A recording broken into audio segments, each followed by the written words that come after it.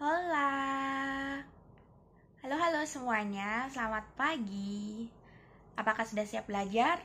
Yuk, mari kita bahas pelajaran untuk hari ini. Tapi sebelumnya jangan lupa like, comment, dan subscribe. Terima kasih.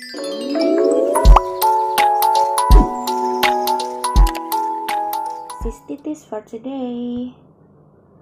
Hola, Ibu Tian di sini siap memberikan materi tentang cystitis. Apakah yang dimaksud dengan cystitis?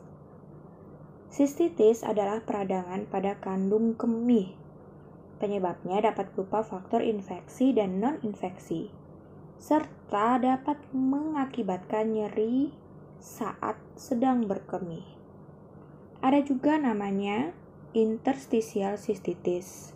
Itu salah satu jenis cystitis yang terjadi pada bagian interstisium yang belum dapat diketahui penyebab utamanya. Tanda dan gejala cystitis itu ada demam.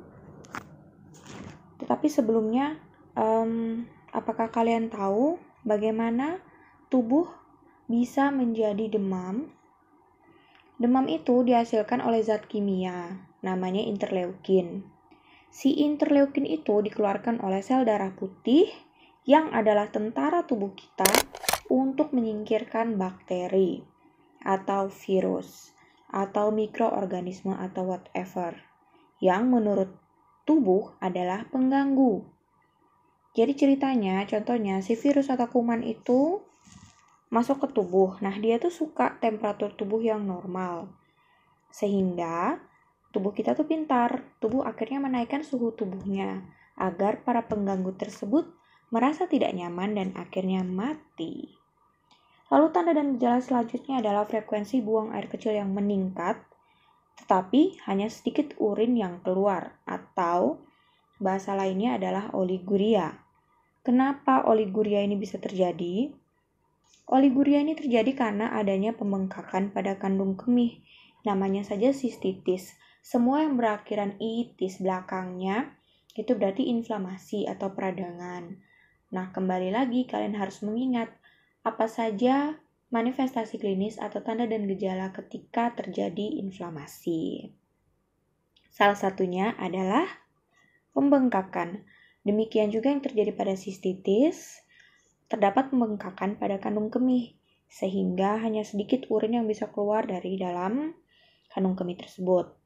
Kemudian, karena pembengkakan tersebut itu juga bisa mengakibatkan nyeri pada saat kalian atau penderita sedang berkemih. Juga bisa mengakibatkan nyeri pada saat berhubungan seksual. Kenapa sih terganggu itu salurannya? Lalu urin yang keluar bisa keruh dan juga berdarah. Selain itu juga bisa terjadi kram perut bagian bawah dan pastinya lemas karena kondisi radang ini dan sensasi perih atau terbakar ketika berkemih. Umumnya penyebab cystitis itu adalah bakteri Escherichia coli. Masuknya si bakteri ini salah satunya dapat melalui hubungan seksual atau juga bisa karena hal lain. Nah, pasti kalian bertanya-tanya bagaimana Ibu, kok Escherichia coli yang biasanya ada pada saluran pencernaan, dia pindah ke saluran kemih? Mari kita lihat. Selain penyebab bakteri E. coli tadi, terdapat beberapa faktor risiko terjadinya cystitis. Nanti di penjelasan selanjutnya saya akan memberitahukan kenapa si E. coli ini tiba-tiba dia bisa jalan-jalan. Kita masuk ke faktor risiko cystitis yang pertama, yaitu kehamilan. Apa yang terjadi pada saat hamil? Tentu saja perubahan hormon progesteron. Nah, perubahan hormon tersebut berefek pada pelemasan otot ureter yang menghubungkan ginjal dan kandung kemih, sehingga dapat mengakibatkan melambatnya aliran urin ke kandung kemih. Lalu, ada juga penggunaan alat kontrasepsi diafragma yang dapat menyebabkan pertumbuhan bakteri pada alat tersebut. Lalu penggunaan kondom dan spermisida yang dapat menyebabkan iritasi pada kandung kemih. Itu juga merupakan faktor resiko sistitis. Dan tentu saja penggunaan kateter dalam jangka waktu yang lama dapat membuat iritasi dan kerusakan jaringan kandung kemih. Juga bisa sebagai media penumbuhan bakteri pada si kateter tersebut. Nah, ini dia nih si E. coli tadi. Itu dia bisa muncul dari kebiasaan menyeka atau membersihkan organ kewanitaan dengan arah yang salah. Jadi jangan dari belakang ke depan ya. Karena si E.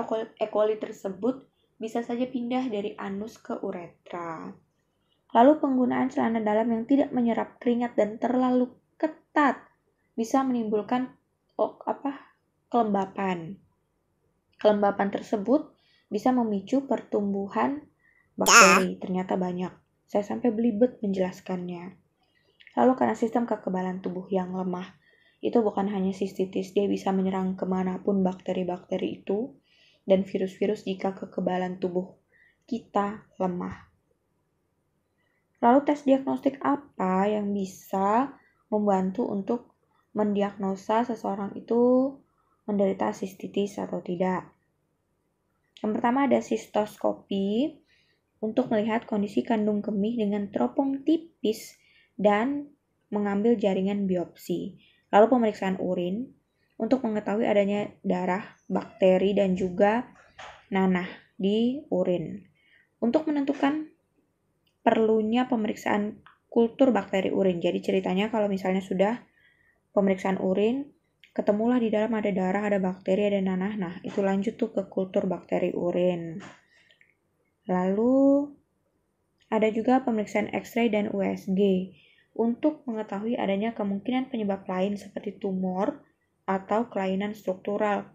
Jadi bukan berarti kalau misalnya kita merasa nyeri saat berkemih, lalu urin yang keluar itu sedikit-sedikit, itu sudah pasti sistitis. Enggak guys, bukan.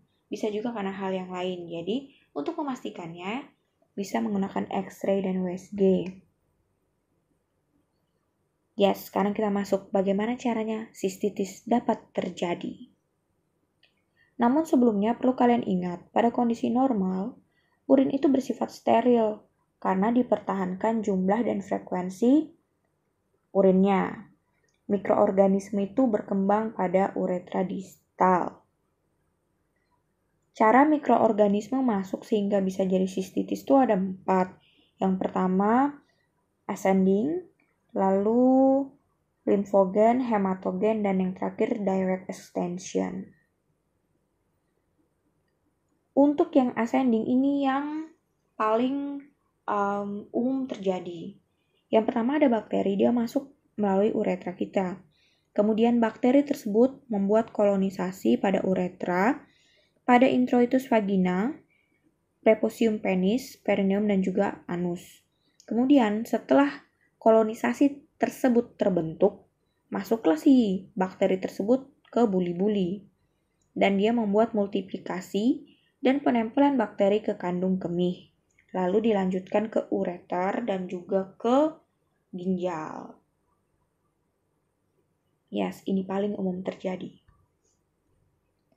Lalu kalau dengan cara hematogen, itu terjadi pada pasien dengan daya tahan tubuh rendah atau pasien dengan terapi imunosupresif, misalnya pada pasien dengan penyakit autoimun atau lupus. Lalu dengan cara limfogen, itu mikroorganismenya tuh masuk melalui rektum, kolon, saluran limpatik periuterin. Tetapi untuk yang limfogen ini masih membutuhkan penelitian lebih lanjut. Lalu direct extension. Mikroorganisme masuk melalui organ terdekat dengan saluran kemih. Tahu dong organ terdekatnya apa? Nah, ini terjadi pada pasien dengan intraperitoneal abses, vesikointestinal dan vesikovaginal fistul, atau karena penggunaan instrumen tertentu, misalnya tadi penggunaan kateter dalam jangka waktu yang lama. Oke, sekian tentang sistitis. Semoga berguna untuk kalian. Oke, sekian untuk sistitis. Terima kasih untuk sudah membaca dan mendengarkan. Semoga berguna dan dapat diaplikasikan pelajaran ini untuk pelajaran kalian selanjutnya.